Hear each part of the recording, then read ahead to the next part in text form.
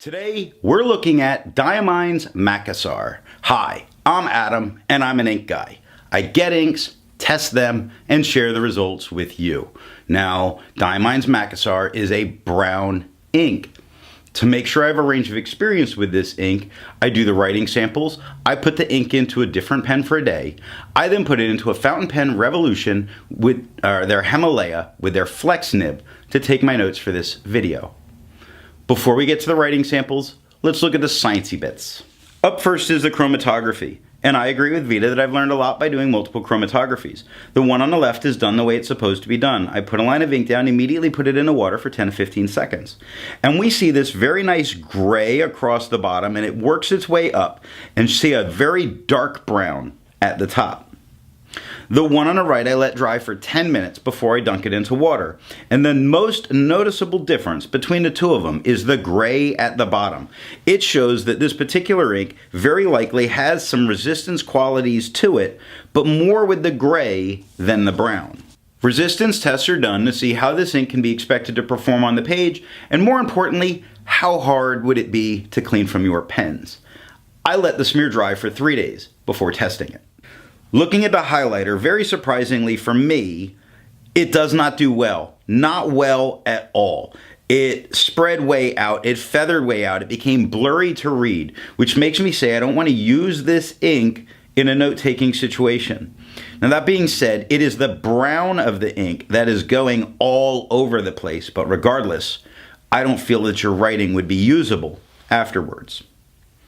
Water reactivates and lifts all of the browns, but not the grays from this ink. That gray that we saw in the dry chromatography is staying around and very strong. Pen Flush did everything water did and nothing more. Absolutely nothing more. The browns are going away, the gray is still there, very permanent and in place.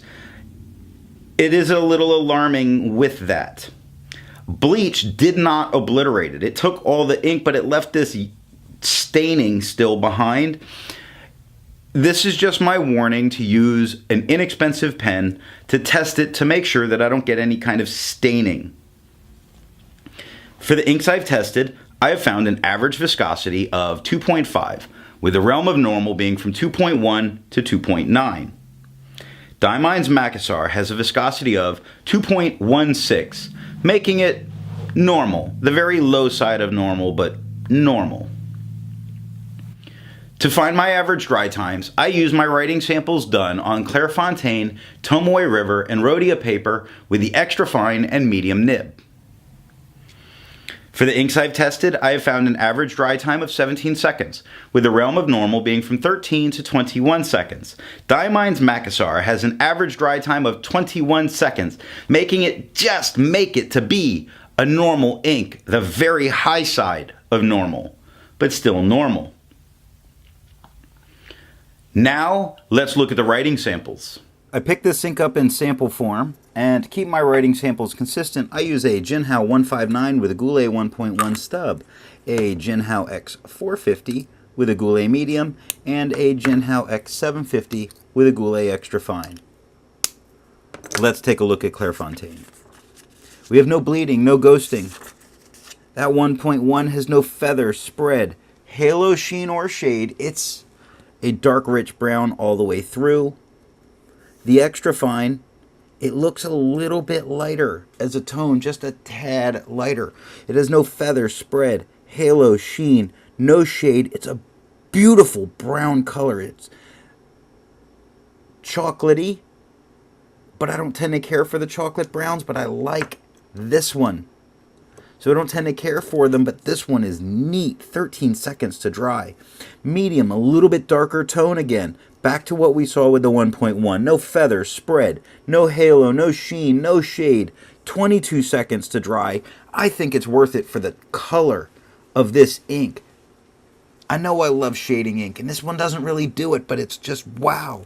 The scrubby shows no color variation. We didn't get any color variation. The smear test, I think you could recover it. Rhodia, no bleeding, we get ghosting. I think the ink looks its best right here, cream paper. Let it sit on top and dry, and it just, wow. It just really, to me, is a gorgeous color on a cream paper. It does so good. The 1.1 has no feather, no spread, no halo, sheen, or shade. It's very dull and boring in its performing and everything that it doesn't do and everything that it does well, but just look at it. The extra fine has no feather, spread, halo, sheen, or shade. 20 seconds. It's exactly the same tone as the 1.1. The medium is exactly the same tone. It's just a thicker line. No feather, no spread, no halo, no sheen, no shade. 30 seconds to dry. The scrubby for both show us no color variation. We didn't expect it in the writing samples. We didn't get it. The smear test, you could recover this. Rhodia. No bleeding, no ghosting. The 1.1 has no feather, spread, halo, sheen, or shade.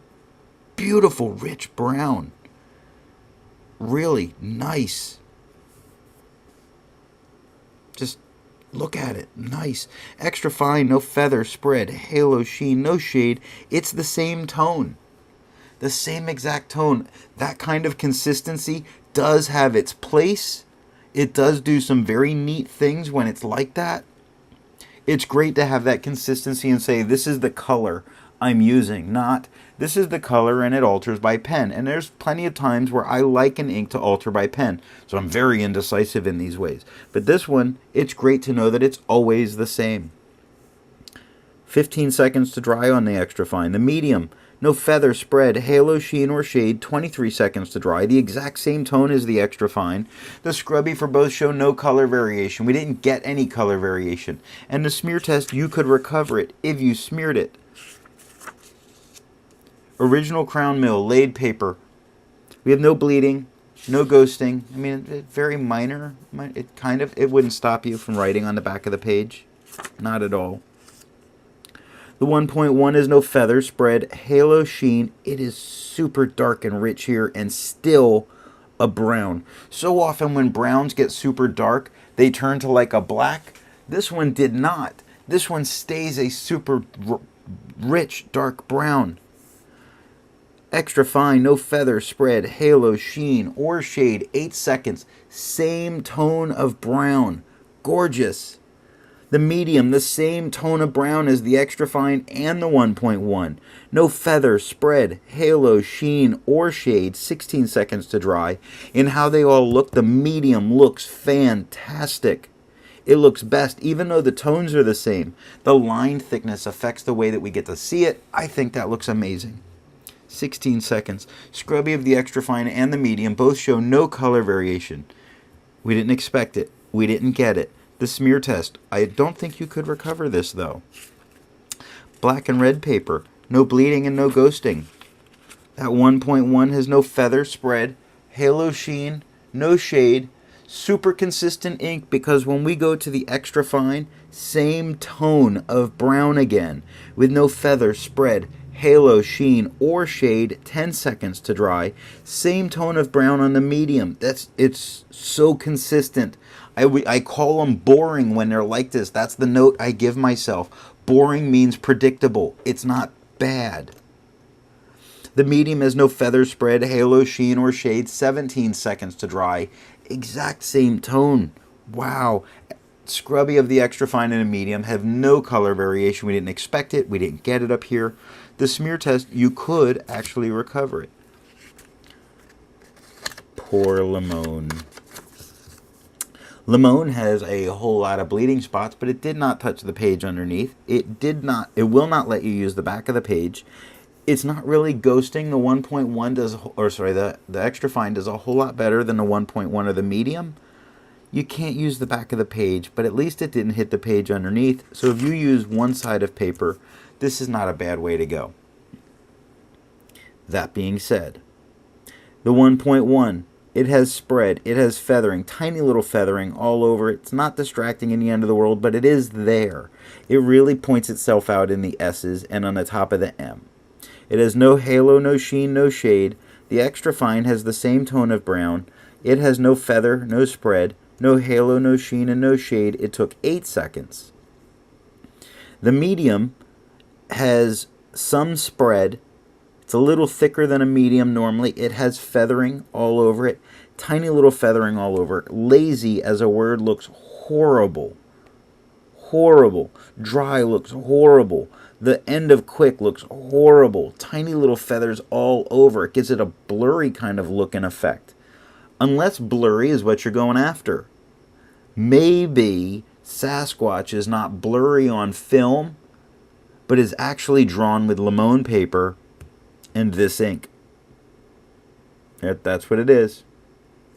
15 seconds to dry. The extra fine and the medium have no color variation. We didn't expect it. We didn't get it. The smear test you could likely recover if you smeared. That's all that I have for the writing sample. Instead of finding inks that look like Diamine's Macassar, I would prefer to find an ink that complements its color on the page. I've chosen Robert Oster's Claret because it's a very nice magenta ink. Before I give my opinion on this ink, I would ask, if you've enjoyed the video, give it a thumbs up. And if it's your first time here, I would invite you to subscribe. So what do I think of Diamine's Macassar? This is a very dark, rich brown, and it's boring in all of its performance. That being said, there's something about this brown that I really like using. I really like this brown. It's a little hypnotizing in that way that there's something about it that makes me like putting this brown on the page. So while it doesn't have a lot of what I normally like, the color is something that just stands out very beautifully to me. Thanks for watching.